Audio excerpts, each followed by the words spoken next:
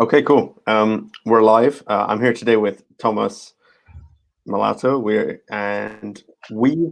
two uni students at the University of Surrey, and we met here on campus. I think a couple of years ago, or when did we meet? I think it was second year. The second year, yeah. Yeah, Um, and yeah, we just went randomly on campus, and we both had similar interests. And so very often we get into these discussions about networking, careers, banking, the finance sector, and we thought to share one of these with the audience today. Um, yeah, so you've Thomas, you've worked at a few firms during the summers. You're very good at networking. You're studying business at the yeah, moment at the university. So why don't you tell us a little bit about you and then what you did this summer, just to start us sure. off. So I'm an international student from Portugal. I did an internship with a private equity fund in London. I'm currently studying international business management. I'm a final year student, and I used to be a competitive gymnast. So alongside my studies, I coach kids in gymnastics, and weirdly, that's how I got my internship. So my internship was based in South America. Um, because I speak Portuguese, English, and Spanish, I was sent to Chile to work on post M&A integration. So I was working with a trade finance company in the SME market that was acquiring a lot of its competitors, and I would go in and see how they integrate them within the company, how they make sure that the acquired companies feel that they're part of this new company rather than um, as if they were less than the original employees. And yeah, I did that for 3 months. I did it in Chile, Santiago. I went to Peru, Lima, and Colombia, Bogota. So that was my summer of 2019. And yeah, now Yeah, back in that's really Surrey. cool. So you got to you got to travel around a bit. Okay, great. And so when you were working there this summer, would you be able to say like what an average day looked like, what you did day to day to help out and learn? Sure. So it was actually a pretty good internship. The hours were okay. There were a few days where I would work longer hours and I would stay in the office until midnight or something. But that actually wasn't, it was quite rare. So my normal day would start at 8:30. I would come in the office and I would start working on whatever the CEO asked me to do.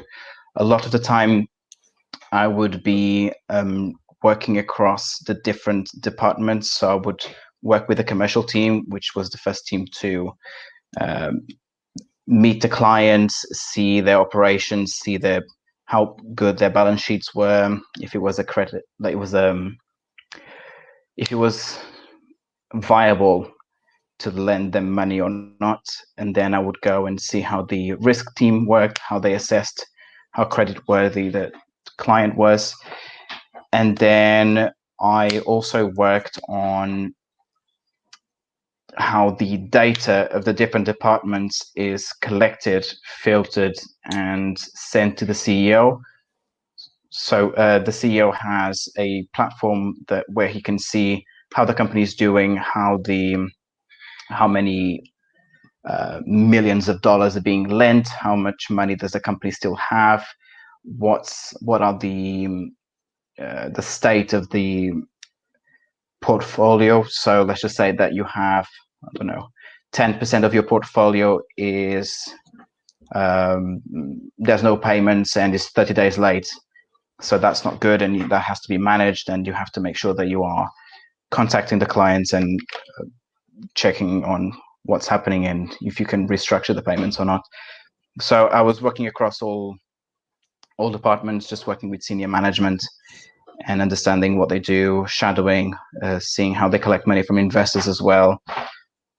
Yeah, That's really cool. Well, you got that's a very good internship to have, where you get lots of exposure and actually yeah, do stuff as opposed to just sitting around. And exposure to both the real practical work and the senior people. And yeah, the thing I've noticed is that sometimes the most valuable times at an internship or when you have experience, etc., is when you're very close to very capable people who've gone to very senior positions and you can ask them questions. Yeah. Yeah, no, something I've learned over this internship, amongst all the technical stuff, was that I would rather follow a person than follow a company. Of course, the brand name is very important, but for me, it's very important to have a boss that cares about me and that wants to see me succeed, because he understands that having a lot of successful people around him or her, will make him or her successful. So that was quite an important lesson, and it's something that I'm living by now, or trying to. Yeah, yeah, that makes sense. And in terms of what kind of qualities like does this person have to have? Like, you know, when you go to the interview, that's a very good point where you can try and decipher if this person would be a good mentor and a good supervisor for you and make you grow. But what kind of qualities do you look for when you have that interaction? That's a good question. I often look for. That's a very good question. So often the people that really care about you tend to ask about you and try to understand how you work and how you ended up in front of them. So they might ask what internships you've done, of course, but mainly they'll ask about what you learned from it, and why are you interested in this particular industry, in this particular business. And I think if they're interested in your story, then you can deduct that if they hire you, it's because they liked you and they want to be part of that story, if that makes sense. I think the people that don't really care, they just are looking for another pair of hands. So they'll just, they'll probably have a few boxes to tick. And if you tick all of them, they'll hire you and you won't see much from them after that. So I think that's how I separate one from the other. Of course, I'm still a student, so there's a lot I still need to learn, but that's. I mean, I have a lot how more I assess it. than most students, so that's really really good. And in terms of big companies versus small companies, like how do you see when you see, because a big company has a big advantage of having a brand. Yes. But then what's the upside and the downside of going to a small company and vice versa? Yeah. This is something that I'm actually struggling with right now. The way I see it is, if you are in a company that might not be as big or as recognizable, you might have more exposure to very senior people. It's easier to access very good and closed networks. But at the same time, if you don't have a lot of experience or reputation, even though that's great, you have to consider the impact of, okay, I'm not enjoying this, I want to go somewhere else. How do I do it? Because let's just say they go into Goldman if you want investment banking, or McKinsey if you want consulting. I mean, you can go pretty much anywhere from those companies, because everyone knows them. It's an amazing stamp, and they know that if they hired you, you are very competent. But at the same time, you are one in thousands, so you might not get as much exposure, and you're probably going to be slightly enslaved. It's great experience. It's really good experience, and it's not really a problem for me, to be honest. But you are definitely one in thousands, and in a smaller company, you'll be more unique, I think. Now, what you need to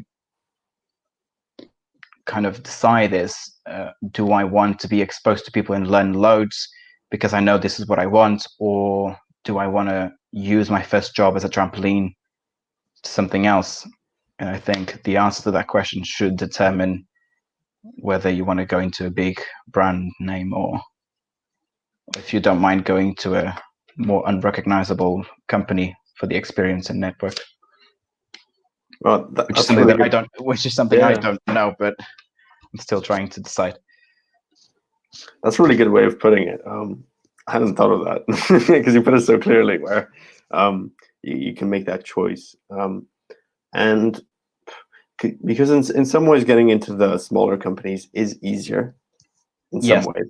I think that so when I started as a student, I was in first year I was really ambitious, and I had a lot of people around me that didn't really care about the grades because it was first year. Who cares? And I was very much aware that it was important to secure first class from the beginning to secure internships in your second year.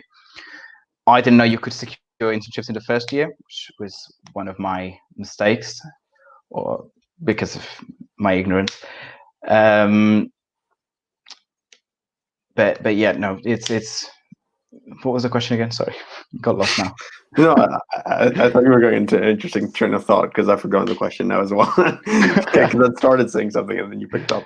But no, we were talking about how in some ways it's easier Oh yes, to get okay. into smaller companies. Yeah. So yeah, I think bigger companies tend to have stricter recruitment policies because they have, well, one, they get thousands of applications. If you apply for Goldman Sachs, they'll receive worldwide hundreds of thousands of applications, and they have to filter that into a few hundred jobs. So they'll have very strict criteria, and they'll assess you against that, and that's it. So it's easier to be eliminated as a candidate, even though you might be very competent. Now, in a smaller company, they won't have as much resources, so they'll probably focus more on networking and do I like them? Do I believe in the candidate's ability to deliver whatever I'm hoping they deliver? So for my interview, it was basically having breakfast with a couple of former Goldman bankers, and we were discussing the financial crisis of 2008, and they were picking my brains on why I was interested in it and what I knew about it, and then I would pick his brain on what happened here and why did it happen and what does this mean. And yeah, so it's more, I think, big company, it's to a certain stage is just filling all the boxes, and I think smaller company is more personal. Yeah, There might be some tests, but it's more personal, I think. Yeah, you're not too much of a cog in the machine.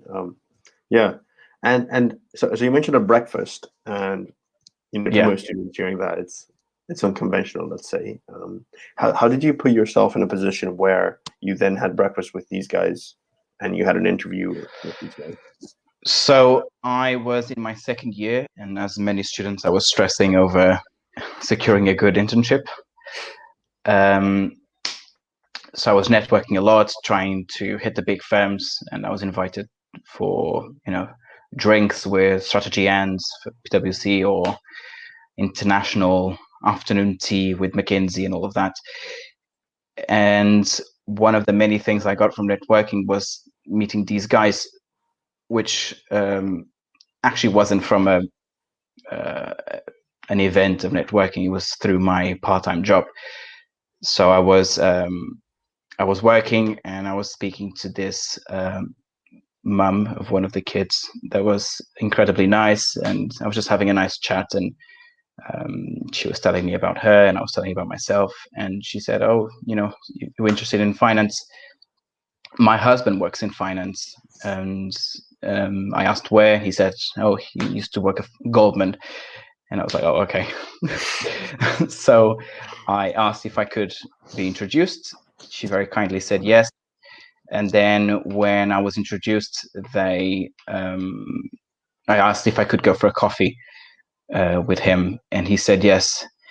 I prepared for the coffee as if it was an interview, so I researched about him. I researched about what he used to do. I made sure I had knowledge of what was going on in the world and big crisis like 2008, and I prepared the CV as well. And when I got to the coffee, it was an interview, and it wasn't just him. He invited one of um, the other guys from the fund, and we went for breakfast. But they were just picking my brains and asking me questions about my background and what do I want and why do I like this and what do I think of that. And I was just trying to keep up. Getting roasted by these But two yeah, Goldman guys. Yeah, I mean, I think that was very smart of you to actually prepare, and as if it was an interview, and I think that should be the assumption of most people when they get an opportunity to network and they get an opportunity to meet someone. They should go prepared in the sense that they've read about the person, so they can yeah, ask something more than, "Oh, where did you work?" yeah. And you actually learn something more. There's this really good sentence that I read. I think it was my first year or beginning of second year. There was luck is a combination of preparation and opportunity. And I was like, yeah, that's exactly it. So if you prepare for the best and the worst and the opportunity presents itself, then you can take advantage of it. Of course, a lot of the times you prepare and nothing happens, but it's about how much you're willing to do to get whatever you want to achieve. It only takes one person to say yes, and then Yeah, exactly. because you prepared. That's with networking. I think you have to hit 100 people. Let's just say, like, really trying to get their attention and ask them for coffees, and most of them won't reply. Maybe a small percentage will reply, and you might go for a coffee. They'll give you advice, and that's the end. Because people that have their own problems and ambitions, and often they have limited time to help you, and you have to understand that. But you might get someone that really liked you or understands your position and is willing to help, and you feel prepared, then you know you can leverage it and get an internship or get an experience, spring inside day, whatever. Yeah, I agree. I heard that phrases, well, that saying as well, and I also thought the same. Yeah, or luck is where preparation meets opportunity. And in terms of preparing, how do you get the preparation? I mean, you mentioned briefly you did a bit of research on the financial markets, you did a bit of research on financial crashes, what the company did, etc. Is there anything else, and some research on the person you were meeting, of course, and Yeah. where they work? Is there anything else apart from just going on Google and typing in the company, looking at the news, that you'd suggest? Well, in my case, I couldn't do this because they're not very. They don't have like LinkedIn or anything. But often, if you just try and find, uh, things that you have in common. So, for example, one of the things I do when I'm networking on LinkedIn is to try and find people from Surrey, because that we have that in common. And if I get stuck in a conversation or if I don't have anything to say, I can always fall back on talking about Surrey and talking about my experience there or a particular lecture if we have the same degree. It might be that we come from the same country. Someone that comes from Lisbon or Portugal speaks the same language. Any experience that you can match, that's a plus. So I would say that's quite important. And often the most important thing, and again, I'm a student, so there's only so much I know, but what I found so far, it's more important to understand the world around you and the industry and what impacts the industry than the actual company. Of course, you need to understand their message and maybe their culture, and you need to know a few people there just so you can have things to talk about. Because it's very difficult to learn about a company through their website. It tends to be very generic and a lot of marketing and just not very informative. So do your networking and meet people just to get insights from them. But if you understand the world that they work in, that's a big plus, because if you put yourself in their shoes, they might be working, if they go into banking, I don't know, they've worked 10 hours that day or 12 hours. The last thing they want is to talk about the office. They're tired, they're sick of it, they just want to leave. So if you can talk about things they are interested in, like what's happening in, I don't know, with oil now, or what's happening with the impact coronavirus is having on their industry, that's something that they might be interested in. Or even just a sport that, like, it's that simple, it's their people. So don't always fall on talking about the mission of the company and all of that, because they know it. They don't, you're not adding value to them. Yeah, I agree. And I think looking at as you said, looking at them as people, and they might just be bored after working 16 Yeah. hours for 7 days in a row. It's that makes a lot of sense. Yeah, and I think we covered some really good points. Is there any other advice you'd give to students who, for example, if a student doesn't really know what area of the industry they want to go into, right? Yeah. They don't know if they want to go VC, PE, investment banking. Maybe they want to go audit. Yeah. What would you recommend for them to do? What could they do now that there's Corona? Try it. So, again, this was something that I wish I had done more from even before university, but I didn't. So if you didn't, don't worry about it. But try and get as much experience as you can. So, for example, in my first year, I realized that you could do internships. I think it was just before the summer. So all the opportunities I could have applied to were gone. So I said, right, I'm going to work in retail.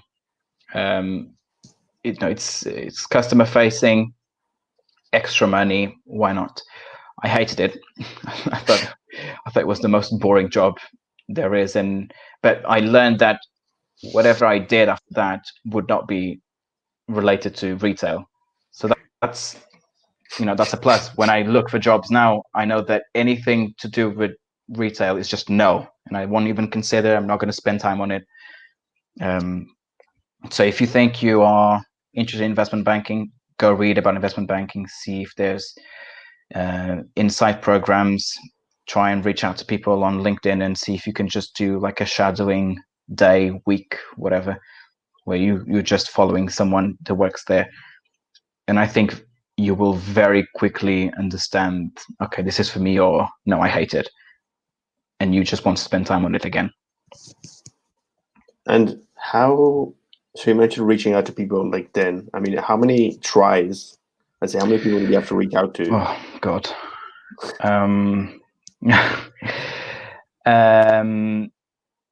I would say out of 100, maybe 20 will reply. I mean, I really don't know. I'm just throwing numbers now. But many people won't reply. Some will accept your connection, but nothing more will happen from it. So maybe they'll just look at your profile. They thought you were interesting, but they're busy and they can't be bothered to talk. So they accept the connection, but nothing more happens. Still fine. You get a connection. Other people can see that you know people in that company. But I would say that it's a very small number of people that will actually turn into genuine connections and people that are willing to help you. And even them, you have to consider their limitations, because they can't just go to their company and say, hire that guy, especially if it's a big company, because there's procedures they need to follow. And they don't want to put their reputation on the risk for someone they've just met. And you need to understand that. Yeah. So my advice is to reach out to as many people as you can. Don't just spam people with connection like requests. Just make sure that you read their profile and you know why you want to connect. And also remember that this is going to sound harsh, but no one cares about you. People, they have their own issues. So try and find a way to make them interested in you, because you can solve some problem that they have, or you can add value to them in any way, even if it's just you're someone that is willing to listen to their problems and their day. Become their psychologist. No, I think most people like to talk about themselves. Yeah. So just allow them to do that. That's the easiest way to.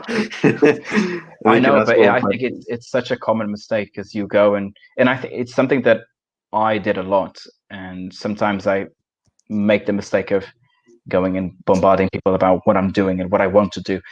And you have to remember that, yes, they might be impressed, but deep down they don't care, because they have their own problems to solve and their own ambitions. And I think I was watching a talk from Jamie Dimon, the CEO of JP Morgan, and he was talking about how he has people come into his office every now and then, and they talk about everything that they want to do when they've done, and they talk about themselves. And he was saying it's very interesting, but it's more interesting and fascinating when someone comes in, and rather than ask really good questions and show interest, they have the answers to those interesting questions, and they already have a plan on how they can add value to the firm, to him, whatever. So they've done that preparation. So it's not enough to just get a couple of good questions.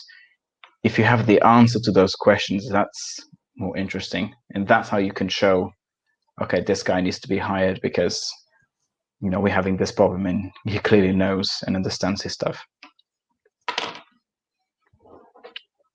Yeah. I'm talking, but it's very easy to say it, but to actually understand the issues and come up with the solutions is very, very difficult. But it's something that you can strive towards. I agree. Yeah. Yeah. No. Exactly. Actually, finding those issues and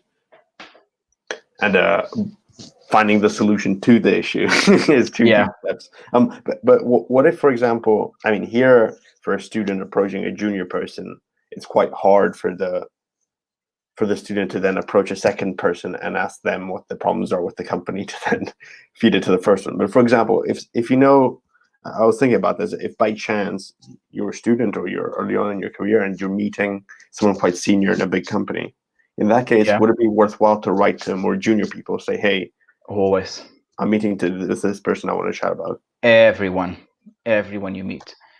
I went to this futures fair with KPMG, and every single person that I met, I tried to add them on LinkedIn. Of course, when you finish the event, you forget about some people. But I mean, write down names throughout the day, take photos.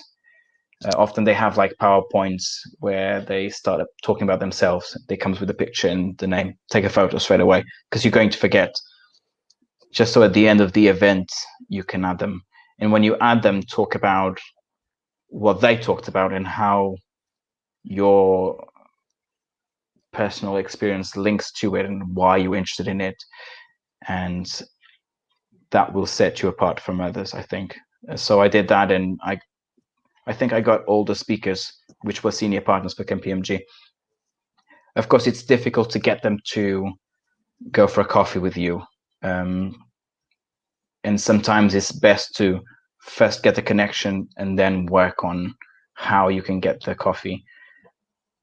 Because if you ask too much and you don't have ground to stand on, they'll just say no, and that's the end. But always reach out to everyone.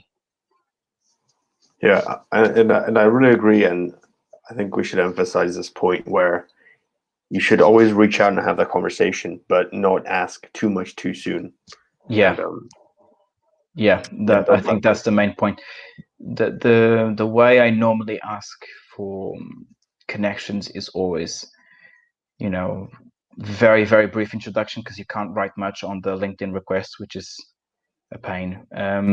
Just to say, hi, this is my name, I study this, or if it's someone from Surrey, say you're a Surrey student. If it's someone from IB, say that you have intern experience in this, and then go, I was reading your profile, I was very interested in this. would you be willing to share your experience? Would you be willing to share advice? Or it's always about them. Can you? I was very interested in you. Could you talk more about yourself? And I think so far that's been the most successful way of connecting with people. I'm sure there are better ways, and I look forward to learn them. But that's how I've been doing it so far. Yeah, I agree. I think that's the best way. Personalizing the messages, because even if you're writing Always. to 100 people, you have to spend 5 minutes on each, read, understand, Always. and try and think about a good question, not necessarily the most obvious thing. But as you were saying, if you already know the answer to the interesting question and you have a follow-up question, for example, if they've done a certain project with a big company, try and look it up, and then and understand it, and then you can say, I saw that you did that. I was reading about it, and I was wondering, how did you blah blah blah blah blah. And if it's something they're interested in, they'll probably accept a connection just to reply to you because they want to talk about it. And that's how you get the connection. And then that conversation might flourish, and you ask to go for a coffee or call or whatever, and they say, yeah, sure, let's go, because they like talking about it. And then once you establish that connection, relationship, and they might ask about, but what do you want to do? And then you talk about yourself, and they go, oh, well, we have this. Would you be willing to consider it? And you've got an internship, or at least you got an opportunity. I think it's easier once you're not a student, and I think it will be more effective because there are less recruitment procedures and hoops to jump through. But still, as a student, I got my internship, so it's still a strategy worth trying. it's always possible. Yeah. It takes hundreds, and it's frustrating. But the really good thing about it is that by researching each individual person and looking up their company, you'll actually learn about the industry and start to make connections within your mind on different topics. So, and then it's just using the knowledge that you got from one person and leveraging to succeed in a different conversation. And you can always, maybe not name drop, but say, oh, I was talking to, I don't know, an executive director from JP Morgan about this, this, and this, and this is what I did. And they're human, so they immediately go, oh, okay, well, he got that. That's quite impressive. It's worth listening to this guy. Yeah. Yeah, and then sometimes they'll also think, oh wow, okay, if he knows this person, he might know somebody else. Maybe it becomes a two-way relationship where you can also do something exactly. good. Yeah, and then in terms of if you're a student starting from zero, so say you had to write to people, but you still had no experience, so you can't really say, oh, I've done this experience in this place, and just starting from a blank sheet of paper, what would you recommend to somebody in that position to do? Show a great amount of ambition. Show that you have a plan. So let's just say that you just finished high school, or you're still in high school, and you haven't done anything because all you've done is studying. Just show that, hi, my name is blah. I'm a high school student, and I was reading about your interest, and I'm super excited about it. I love this, and get specific. Say, like, I really liked about, mortgage-backed securities, or whatever you find interesting, and try and use that to show ambition. Because I think it's more likely people will help you if they recognize that you're going to be successful. And I think they then will want to help you, and they will help you, which will make you successful. So I think just putting that image out there will make it happen. Again, 100 out of 100, maybe 10 will reply and 1 will help you, but you only need that 1. You can't do 5 internships at the same time. So you only need that 1 internship to get some experience. So it's just reaching out to as many people as you can, try and learn from as many people as you can, and also understand where your weaknesses are, where do you lack, like what are the things that you lack knowledge in. You might be, so I, until I think the end of second year,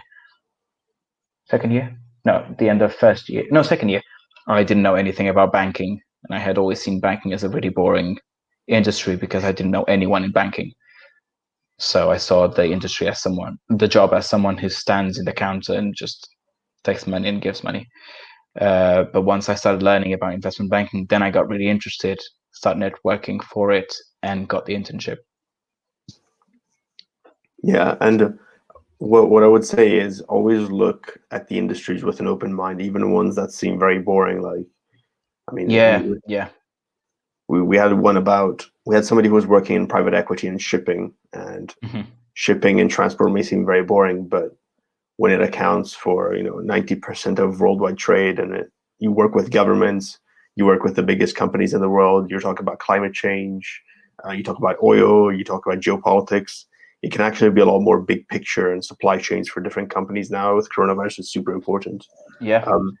It's really important to be open-minded about it. Yeah. I think always be open-minded, and this is something really important to me. Be really genuine. If you don't know, if you don't understand, if you're not interested in it for some reason, say it. Say it, or don't try and fake it, because any person with any shred of intelligence will see it straight away, and that's a deal breaker for me. It is. If I'm talking to someone who seems really fake, and you see they're just saying they're interested to get whatever they want out of you, the relationship ends very quickly, because I don't want to be around those people. And I'm sure a lot of people think that way as well. I think if you don't understand it, just say it. If you've never thought of it as an interesting subject, say why. Say like, oh, I was never really interested in that because I think it's this, and this, and then recognize your own ignorance, because you are a student and there's a lot you don't know, and try and get their view on it, and you might find it quite interesting, or not. You might say like, oh, I'm more interested in this, and you can lead the conversation that way. But yeah, just always be honest, I would say, because everyone can see through you, and if they can't, that's an issue, I would say. Or you're very good, but Well, but still. still, let's just say that you are amazing and you have an incredible poker face. If I didn't know someone and I didn't know what to expect from them, would I really want them close to me? If that makes sense, especially for internships or jobs. If you don't understand what that person core is, do you want them close to you? And do you want them to expose to really sensitive information? Not really. You have to be authentic. Unless you really need someone. But again, then that goes back to, do you want to be around people that want to help you, or just people that need an extra pair of hands? So I would say just be honest, be smart. You don't have to reveal everything about you, but always be straightforward and recognize your weaknesses and strengths, and don't try not to play too many games, if that makes sense. Just be straight with people. Yeah. And then in terms of, so once you've had a bit of experience and maybe you've done an internship, and then some of your friends or people you meet at uni or some of your peers ask you for help, and you're in that position where you've had a little bit of experience yourself, how do you go about making sure that you give them some value, but you can't exactly, as you're just an intern, you can't exactly offer them a job? Yeah, sure. Well, I just offer help all the time. I think that a common mistake that people make, and that happened to me actually during my degree, people, when they accomplish something, often they try to keep it to themselves. So they secure an internship, and they don't want to share how they got it, and they don't want to, share their success with others. They might gloat about it, just they talk about how they got it, but they don't want others to succeed because it's their thing. I think that's the biggest mistake one can make. And I think I realized that, I think he was talking to someone from my degree, and he had a friend who was quite wealthy and he had a lot of connections, and he managed to introduce another friend to a Goldman guy, and that ended up leading to securing an internship. And I thought, that is so clever, because that guy now has a contact in Goldman. So by making everyone around you successful, you become surrounded by successful people. And of course you do it because you want to help people and because you're a nice person. But then that can also help you one day. If you need information about how a certain product in an investment bank works, you have that connection, and you can, reach out to them and say, what do you think of this? Can I pick your brain about this? It's useful to you. Of course, you don't do it because of that, but one must recognize the potential impacts down the road. So yeah, always share your success and always help others. Yeah, yeah, I think that's one very common mistake, to assume that, oh, if I share my secrets, then the secret to how I got it, then everybody else will, and everybody will outcompete me. But the truth is that the market for jobs and internships and in general is so big, and there's so many people that extra 2 or 3 people, by sidelining them like that, then you'll actually sour the relationship as opposed to helping them. Yeah, As exactly. I know someone who kind of did that to me, and that was the end. And I did just fine. You know, they because they wanted to, you know, withhold that information, and they didn't want to help you. That showed to me straight away that they're not very good friends, if that makes sense. I want people around me that like me and want to help me as I want to help them, if that makes sense. So yeah, always help others, and don't be afraid to disagree. Always say your piece respectfully. Don't insult them. Yeah. Yeah, I think that's everything. Unless you had any other advice for young people trying stuff out, networking. About Maybe. networking, actually, a really good advice. Go alone, always. Never go with friends. And that's not because you don't want to share the opportunity. It's because you want to be in a position where you don't have a comfort zone. You are always out of your comfort zone, and that forces you to create a comfort zone, if that makes sense. If you have a friend in a networking event, so if you're in an event filled with very successful people and you don't know any, if you're alone, you're going to have to establish connections with new people, which then fulfills the purpose of networking. But if you're with a friend, you always have that fallback option, and you will probably spend the entire night spending to the person that you know rather than meet new people. So always do it alone. I agree. I've always gone alone. It's the best, I found. And I think I went to a networking event once with a friend, and just before we went in, I said, let's not talk, let's not be together. Text me at the end and we'll meet. That's the best, because you always have that fallback option, and that's not good. Yeah, I agree. And then there's that social pressure to not abandon your friend in that sense. But in reality, the best thing to do is, as you said, you separate and you understand. You each go and have your own experience with all the other people, and then come back at the end and reflect on it when you're going back home on the train. Because the whole point of networking is extending your network. So why would you want to stick to the people that you know when the whole point is to meet new people? Yeah. Yeah, exactly.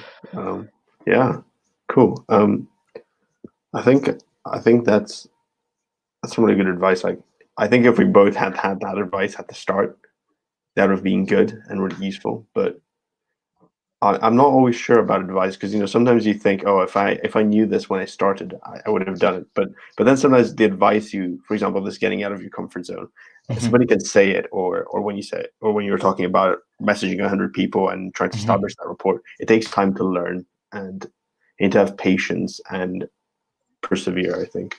Yeah, but that's fine.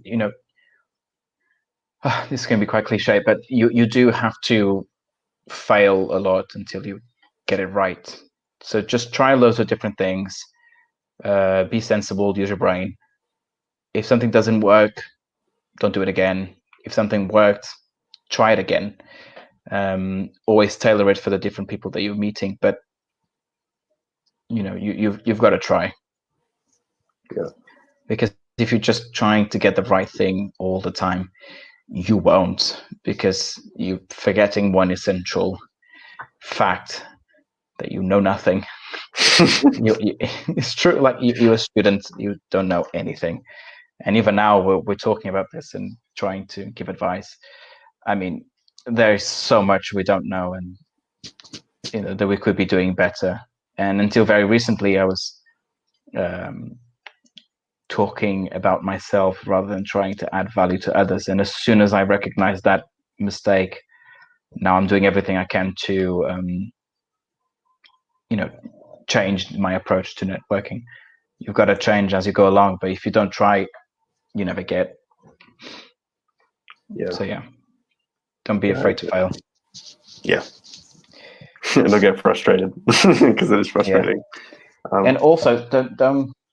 I think if you think about networking, I think there's two different types of networking. I think there's targeted networking versus non-targeted networking.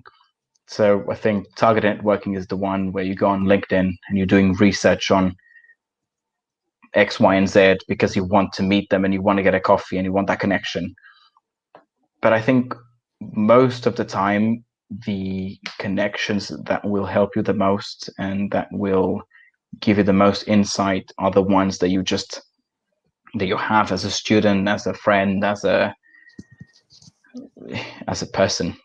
So be be nice, or just be a nice person. Just be likable, because everyone around you is a networking opportunity in a way. So just have a genuine interest in everyone. Either it doesn't matter if it's someone that you're trying to target because they work at company X. Just be nice to everyone, because opportunities pop up all the time, and if no one likes you, it's very difficult.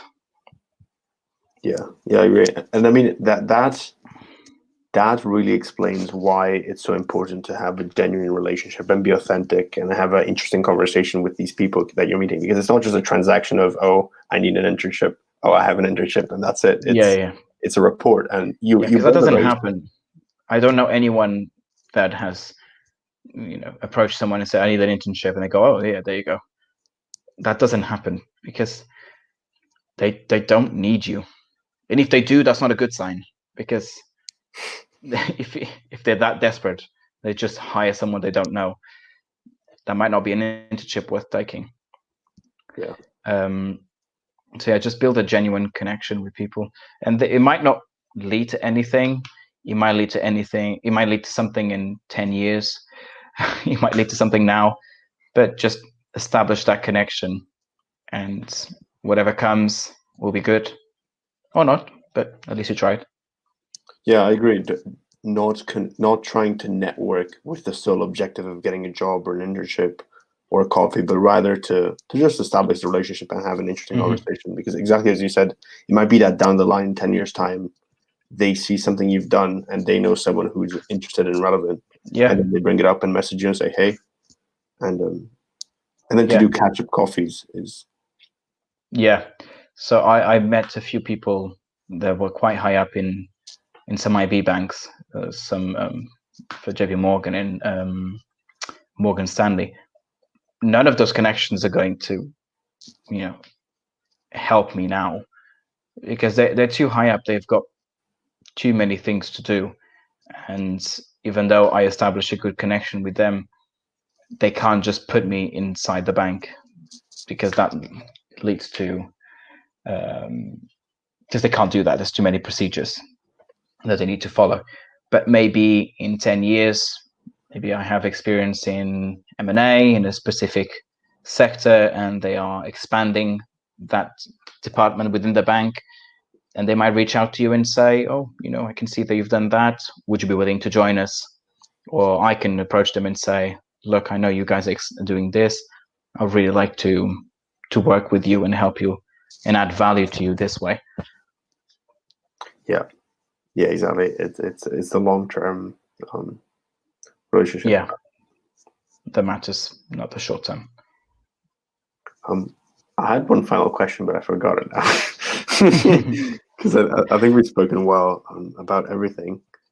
What was it? So what have we talked about? We talked about relationships. Types of networking.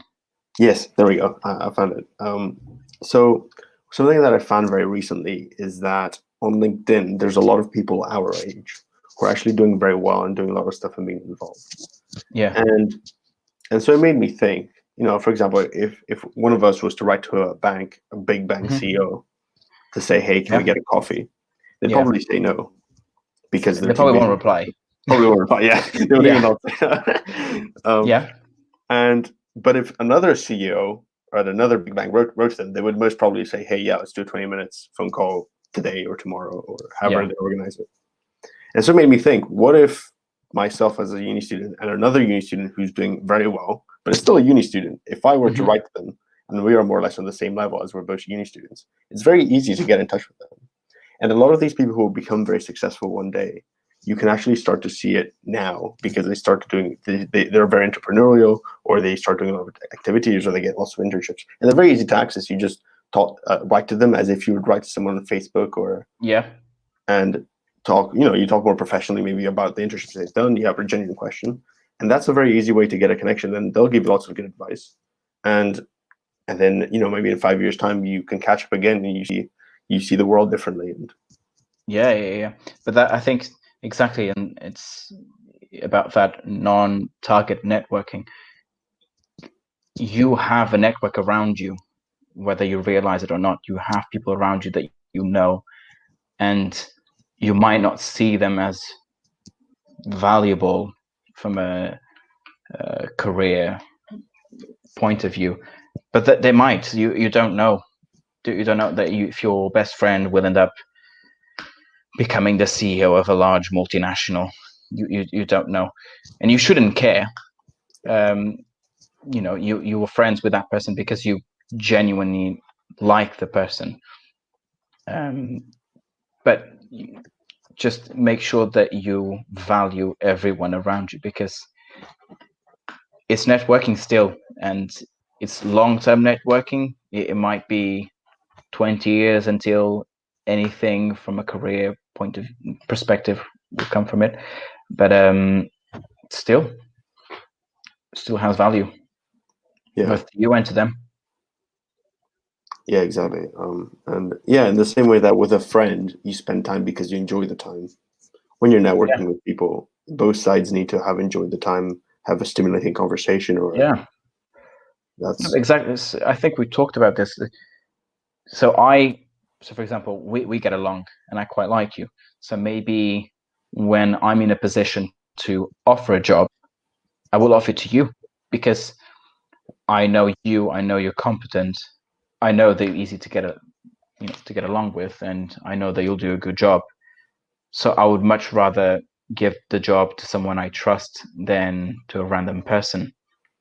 And again, you need to reflect on the role of HR, because yes, they do a lot of marketing and they attract a lot of applicants, but their job is to eliminate candidates. Full stop. They receive, 10,000 applications, of which 50 will get a job. So they have to get rid of people. So if they know someone that they can trust, they're going to give the job to them, because that's one vacancy that they can fill without taking the risk of hiring someone that will cause problems or leak information or do a bad job, and it's a waste of money for them. Yeah. So yeah, I think it goes back to being honest, being genuine, establishing a meaningful relationship with people, rather than be deceptive and just worry about Transactional. very transactional. It's all about relationships, and you don't need to have a lot of social capital to do it. You don't need to be son of a multi-billionaire that works at these top companies. Of course, that's going to help. Even if they don't give you a job, you have a lot of access to their knowledge,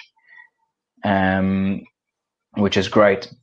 But I didn't have any. So if you establish your own social capital, I think you'll get there eventually. So don't be discouraged. Yeah, I agree. And everything is built, as you said, you started from not having any connections, and you build it, and then one person introduces you to another, and that's how it goes. It's slow. Yeah, and that introduction is just because because we were having a nice chat. And actually, the best introductions that I got, which was for an executive director for JP Morgan, I think a managing director for Morgan Stanley. Both of them were because I was having a nice chat with someone, and they realized that I was interested in banking, and they went, "Oh, I have a friend from uni that works at this bank. He has this position. If you want, I can introduce you." So you never know. Yeah, I agree. Be a nice person. Yeah. Is the takeaway here. Yeah, I think that's the key. Just be nice. With the intention of just being nice. Not expecting anything in return. Yeah, because that way you're never disappointed, and things might come from it and might not, but you're open to the opportunity. Yeah. Awesome. That's my take on it anyway. I think that's. I mean, you've taught me a lot because we've had a lot of conversations ourselves, and you've actually taught me a lot about networking, etc., and given me lots of ideas. So yeah, thanks. And I think you help a lot of people as well when you talk about it. So I'm glad we recorded it. Yeah, I hope I'm on the right track. But again, still a student, so you never know. Might fail miserably after graduating and learn one big lesson. Yeah. After all this work. After all the work. You never know. We'll see. Yeah, exactly. I'm open to it. Yeah, exactly. Cool. I think we're gonna. I think I'll stop the live stream. Okay. Thanks for having me, mate. Yeah, no problems.